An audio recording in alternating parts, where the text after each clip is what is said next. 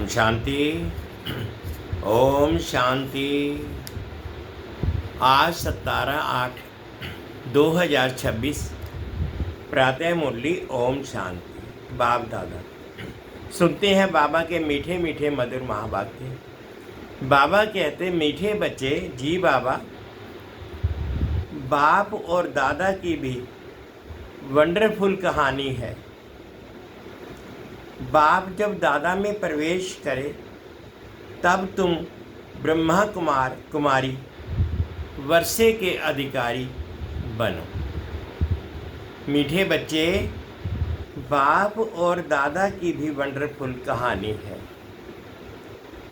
बाप जब दादा में प्रवेश करें तब तुम ब्रह्मा कुमार कुमारी वर्षे के अधिकारी बनो।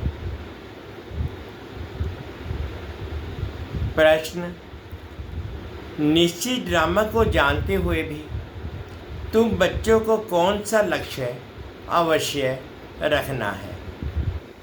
निश्चित ड्रामा को जानते हुए भी तुम बच्चों को कौन सा लक्ष्य अवश्य रखना है? उत्तर, पुरुषार्थ कर गैलब करने का, अर्थात विनाश के पहले याद की यात्रा में याद में रह कर्मातीत बनने का लक्ष्य अवश्य रखना है। कर्मातीत अर्थात आयरन एजेड से गोल्डन एजेड बनना। पुरुषार्थ का यही थोड़ा सा समय है, इसलिए विनाश के पहले अपनी अवस्था अचल अडोल बनाना है। ओम शांति। ओम शांति। ये दोनों कहते हैं एक था बाबा, एक था दादा। कहानी सुनाते हैं ना, एक था राजा, एक थी रानी। अब ये फिर है नई बातें। एक बाबा एक दादा तुम कहेंगे। 5000 वर्ष पहले भी एक था शिव बाबा, दूसरा था ब्रह्मा दादा। अब शिव के बच्चे तो सब हैं। सभी आत्माएं एक बाप की संतान हैं। वह तो है ही है। ब्रह्मा के बच्चे ब्राह्मण भी थे। प्रजापिता ब्रह्मा की संतान ब्रह्मा कुमार कुमारियां थे। उन्हों को कौन पढ़ाते थे? शिव बाबा। प्रजापिता ब्रह्मा के ये ब्रह्मा कुमार कुमारियां ढेर बच्चे हैं ना। ब्रह्मा कुमार कुमारियां मानते हैं बरोबर हम शिव बाबा के बच्चे भी हैं, पोतरे भी हैं। बच्चे तो हैं ही, अब पोतरे बने हैं। ब्रह्मा द्वारा दादा से वर्षा लेने। अभी तुमको दादे से वर्षा मिलता है, जिसको शिव बाबा कहते हैं। परंतु ब्रह्मा कुमार कुमारियां होने के कारण उनको हम दादा कहते हैं। वर्षा दादे का है, ब्रह्मा दादा का नहीं। वैकुंठवासी बनने का वर्षा उस बाप से मिलता है। आधा कर वर्षा पाते हो, फिर तुमको श्राप मिलता है रावण से। नीचे उतरते आते हो, जैसे कि ग्रहचरी बैठ जाती है नीचे उतरने की। अभी तुम बच्चे समझते हो, हमारी ग्रहचरी राहु की दशा पूरी हुई है। राहु की दशा है सबसे बुरी। ऊंच से ऊंच बृहस्पति की दशा, फिर राहु की दशा बैठी तो 5 विकारों के कारण हम काले हो गए। अब फिर बाप कहते हैं दे दान तो छूटे ग्रहण। है तुम्हारी बात, उन्होंने फिर सूर्य चंद्रमा का ग्रहण समझ लिया है। जब ग्रहण लगता है तो दान मांगते हैं। यहाँ बाप तुमको कहते हैं 5 विकारों का दान दो तो ग्रहचर्य उतर जाएगी। इन विकारों से ही तुम पाप आत्मा बने हो। मुख्य है देह अभिमान। पहले ऐसे सतो प्रधान थे, फिर सतो रजो तमो बने हैं। 84 जन्म लिए हैं। ये तो पक्का निश्चय है, बरोबर देवताएं ही 84 जन्म लेते हैं। पहले उन्हों को मिलना चाहिए बाप से। गाया भी जाता है, आत्माएं परमात्मा अलग रहे बहुकाल। बाप कहते हैं पहले पहले तुमको सतयुग में भेजा था, फिर अभी तुम ही आकर मिले। आगे तो सिर्फ गाते थे, उनका यथार्थ अर्थ अभी बाप बैठ समझाते हैं। सभी वेद शास्त्र, जप तप, स्लोगन आदि जो भी है उसका सार बाप बैठ समझाते हैं। चक्कर तो बिल्कुल सहज है। अभी कलयुग और सतयुग का संगम है। लड़ाई भी सामने खड़ी है, ये भी तुमको निश्चय है। सतयुग की स्थापना होती है। कलयुग में कितने भी हैं, कलयुग में जितने भी हैं उन सब के शरीर खलास हो जाएंगे। बाकी आत्माएं बन, पवित्र बन, हिसाब किताब चुकतू कर जाएंगे। ये सबके क़यामत का समय है। आत्माएं शरीर छोड़ चली जाएंगी। ये तुम्हारी बुद्धि में अभी है। जब तक हम कर्मातीत अवस्था को पाएं तब तक संगम पर खड़े। एक तरफ है करोड़ों मनुष्य, बाबा कहते हैं दूसरे तरफ हैं तुम थोड़े से। तुम्हारे में भी कितने हैं जो निश्चय बुद्धि हो जाते हैं। निश्चय बुद्धि विजयंती, फिर जाके विष्णु की गले के माला बनेंगे। एक है रुद्राक्ष की माला, दूसरी है रुंड माला। बाबा कहते उस रुंड माला में छोटी छोटी शक्ल होती है। ये निशानी है। हम आत्माएं ही आकर फिर बाप के गले की माला के दाने बनेंगे। फिर यहाँ आएंगे नंबर 1। माला 8 की भी है, 108 की भी है, 16,108 की भी है। अब 16,000 है या 5-10 हज़ार है, इनका कोई हिसाब नहीं निकाला जाता।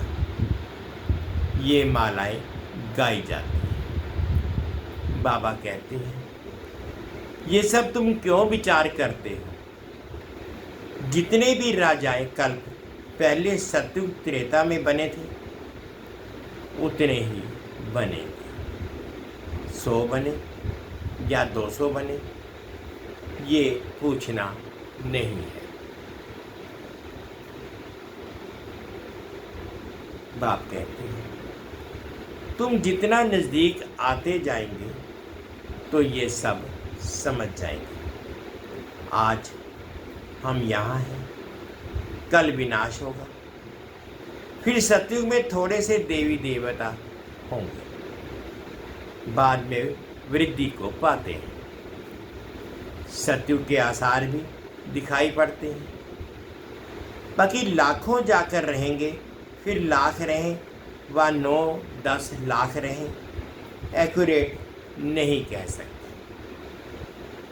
हाँ, तुम जब एक्यूरेट संपूर्ण बनने के लायक बनेंगे तब तुमको और जास्ती साक्षात्कार हो जाएगा। अभी तो बहुत कुछ समझने का समय पड़ा है, बहुत साक्षात्कार करते रहेंगे। लड़ाई की तैयारी भी बहुत होती रहती हैं, सब चीज़ें महंगी होती जाएंगी। विलायत में भी अब खूब टैक्स आदि लगते रहेंगे, बहुत बहुत महंगाई होकर फिर एकदम सस्ताई हो जाएगी। सतयुग में कोई भी चीज़ पर खर्चा नहीं होगा, सब खानियाँ आदि भरपूर हो जाएंगी। नई दुनिया में वैभव बहुत होते हैं। लक्ष्मी नारायण के पास बहुत वैभव थे ना। श्रीनाथ द्वारे में मूर्तियों के आगे भी कितने वैभवों का भोग लगाते हैं। वहाँ बहुत माल बनाते हैं और खाते रहते हैं। कहेंगे हम देवताओं को भोग चढ़ाते हैं, कहेंगे देवताओं को भोग नहीं लगाएंगे तो वो नाराज हो जाएंगे। अब इसमें नाराज होने की तो कोई बात ही नहीं, तुम कोई पर भी नाराज नहीं होते हो। जानते हो ड्रामानुसार ये विनाश होना ही है, कलयुग से बदलकर सतयुग होगा। हम ड्रामा को समझते हैं कि ड्रामानुसार अभी नया चक्र शुरू होना है। तुम भी ड्रामा के वश हो। ड्रामानुसार बाप भी आया हुआ है। ड्रामा में 1 मिनट भी नीचे ऊपर नहीं हो सकता है। जैसे बाबा आया तुमने देखा, कल्प बाद भी हूबहू ऐसे होगा। शास्त्रों में तो कल्प की आयु लाखों वर्ष लिख दी है, बहुत लंबी लिख दी है। अभी तुम बच्चों की बुद्धि में है बरोबर विनाश सामने खड़ा है, अभी तुम गैलप कर रहे हो। जानते हो बाप को याद कर हमको कर्मातीत अवस्था जरूर पाना है, अर्थात आयरन एज से गोल्डन एज बनना है। अभी अगर पुरुषार्थ नहीं करेंगे तो पद भ्रष्ट हो जाएगा। हे आत्माएं, अभी तुम पतित बन गई हो। ये भी जानते हो बहुत किस्म के आएंगे जो और धर्म में बदली हो गए हैं, वह निकल कर आते रहेंगे, आकर अपना पुरुषार्थ करते रहेंगे बाप से वर्षा पाने। ब्राह्मण धर्म में आकर फिर देवता धर्म में आएंगे। ब्राह्मण धर्म में नहीं आएंगे तो देवता धर्म में कैसे आएंगे। ब्राह्मण दिन प्रतिदिन वृद्धि को पाते रहेंगे। देखेंगे विनाश सामने आ गया है, ये तो ठीक कहते हैं, फिर वृद्धि होती जाएगी। ब्राह्मणों का झाड़ वृद्धि को पाकर फूल हो जाएगा, फिर वापस जाएंगे। देवताओं का झाड़ बढ़ेगा। अभी तुम संगम पर राजयोग सीख रहे हो। इस संगम को कल्याणकारी युग कहा जाता है। संगम का ही गायन है। गंगा सागर का मेला दिखाते हैं। वह सब है भक्ति मार्ग, ये ज्ञान मार्ग और ज्ञान सागर से निकली हुई ज्ञान गंगाएं। ज्ञान सागर पतित पावन, ज्ञान सागर से पतित पावन अक्षर लगता है। वह समझते हैं पतित पावनी गंगा है और फिर गंगा में स्नान करने ही जाते हैं। ये नदियाँ तो सतयुग से लेकर चलती आती हैं। आजकल तो नदियाँ भी कहाँ कहाँ डुबो देती हैं। प्रकृति भी तमो प्रधान, सागर भी तमो प्रधान हो पड़ा है। सागर थोड़ी सी उछल खाएगा तो सब कुछ खलास कर देंगे। सतयुग में सिर्फ हम थोड़े ही भारत में रहते हैं। यमुना के कंठे पर दिल्ली परिस्थान थी, फिर बननी है।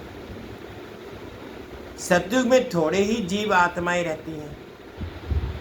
सतयुग में थोड़ी ही जीव आत्माएं रहती हैं, फिर धीरे धीरे आते जाते हैं। अभी है कलयुग का अंत। बाबा कहते हैं कितने ढेर मनुष्य हो गए हैं। बेहद का नाटक है जिसको अच्छी रीति समझना है। बल कोई अपने को एक्टर समझते भी हैं, परंतु कल्प 5000 वर्ष का है, ये किसको भी पता नहीं। कहाँ 84 जन्म, कहाँ 84 लाख कह दिए। अभी तुम रोशनी में हो, तुमको बाप से वर्षा मिलता है। बाप कहते हैं मन मना भव, बाप को याद करना है। शिव भगवानुवाद, भगवान की महिमा में और देवताओं की महिमा में बहुत फर्क है।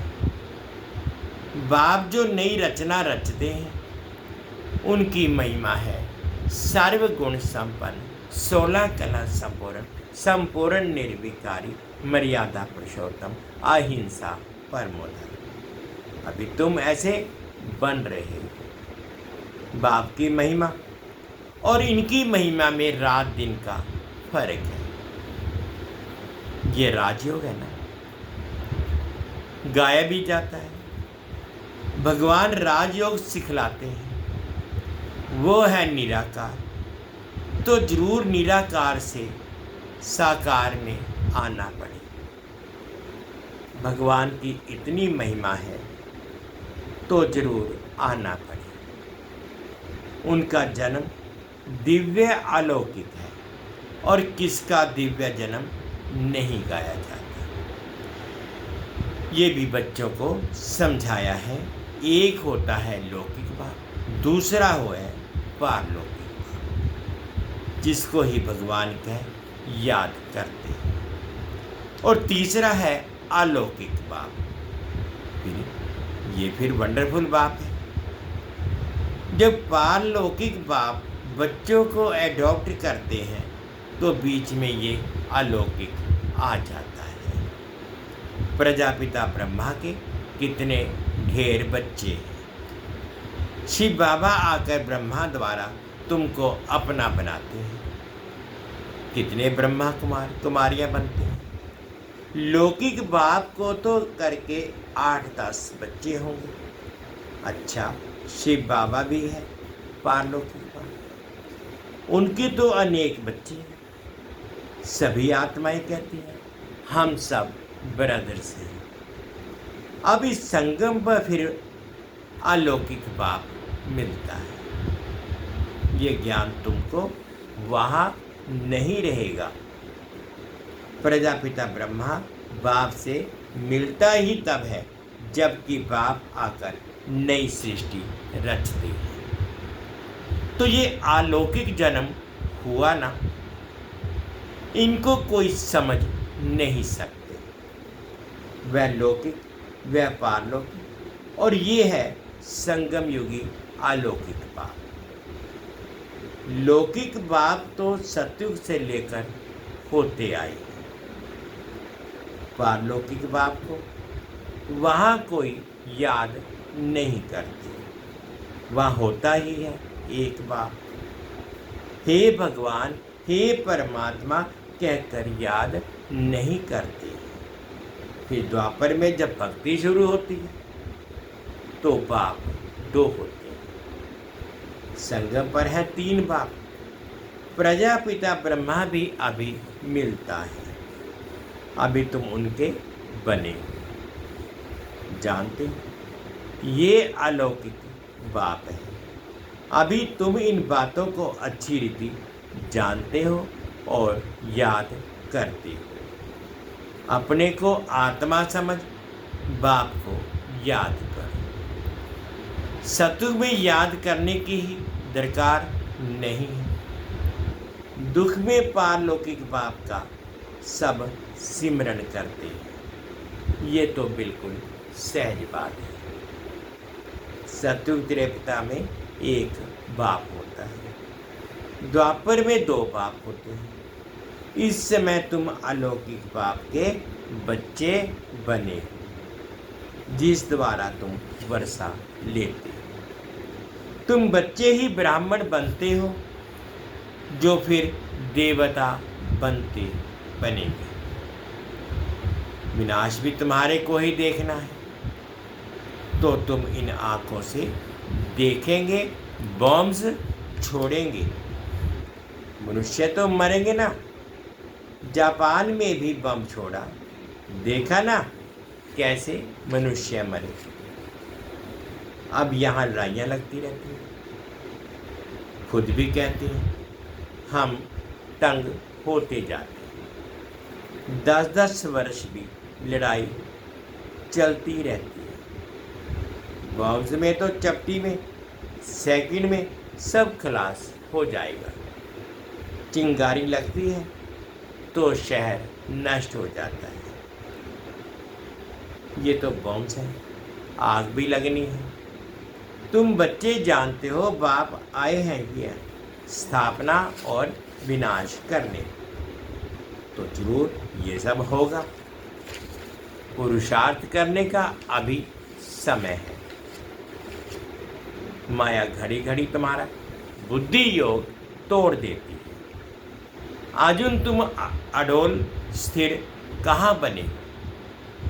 कहते हैं बाबा माया के तूफान बहुत आते हैं।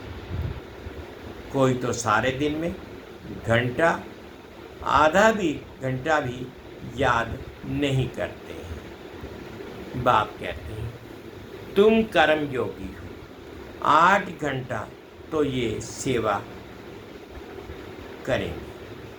8 घंटा याद कर सको, इतना पुरुषार्थ करना है। याद करते रहने से विकर्म विनाश होते रहेंगे। इसको ही योग अग्नि कहा जाता है। ये है मेहनत। गृहस्थ व्यवहार में रहते हुए सिर्फ याद करना है। ये भी बाबा बतलाते हैं कि जिन्होंने गृहस्थ छोड़ा है, बच्चे बने हैं, वह भी इतना याद नहीं करते। घर में रहने वाले और ही जास्ती याद करते हैं। अर्जुन और भील का भी मिसाल देते हैं ना। मेहनत है बाप को याद करना और चक्र को समझना है। महाभारत लड़ाई भी जरूर लगेगी, सतयुग में थोड़े ही लगेगी। तो तुम बच्चों को अंधों की लाठी भी बनना है, सबको रास्ता बताना है कि बाप को याद करो, चक्र को याद करो, सुदर्शन चक्रधारी बनो। अच्छा मीठे मीठे से किले दे बच्चों प्रति माता पिता बाप दादा का याद प्यार और गुड मॉर्निंग। रूहानी बाप की रूहानी बच्चों को नमस्ते। हम रूहानी बच्चों की रूहानी माता पिता बाप दादाजी को याद प्यार गुड मॉर्निंग और प्यार भरी नमस्ते। ओम शांति, ओम शांति। शुक्रिया बाबा, शुक्रिया। धारणा के लिए मुख्य सार में फर्स्ट पॉइंट में बाबा कहते हैं कम से कम 8 घंटा याद में रहने का पुरुषार्थ करना है।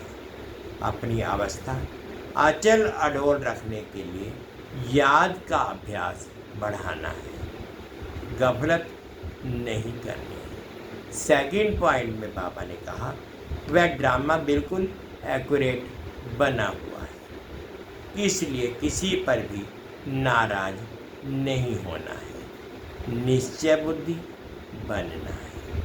आज बाबा ने मीठा मीठा प्रदान दिया, अनुभव करेंगे।